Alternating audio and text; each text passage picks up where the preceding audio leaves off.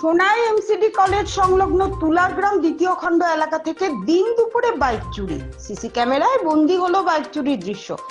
এলাকার হার্ডওয়্যার দোকানি সাবুল হোসেন লস্কর ভুলবশত বাইকে চাবি লাগানো অবস্থায় AS11S4715 নম্বরের বাইকটি রেখে দোকান বন্ধ করে জুম্মার নামাজে চলে যান। পরে এসে দেখেন বাইকটি নেই। সিসি ক্যামেরায় দেখতে পান এক যুবক এসে মুহূর্তে বাইক নিয়ে চলে গেছে। এ নিয়ে সোনাই থানায় এক মামলা করেছেন বলে জানান সাবুল হোসেন।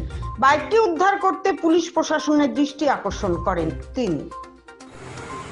আজকে সকাল আনুমানিক 12টার সময় আমার দোকানের সামনে থেকে আমার সুপার স্প্লেন্ডার বাইক AS11S4715 একটা চুরি হইয়া গেছে। আপনারা কেউ যদি দেখে থাকুন তাহলে আমার লগে যোগাযোগ করবা, নতুবা আমি প্রশাসনের কাছে অনুরোধ করি আর আমার বাইকটা পাওয়াইয়া দেওয়া যায়।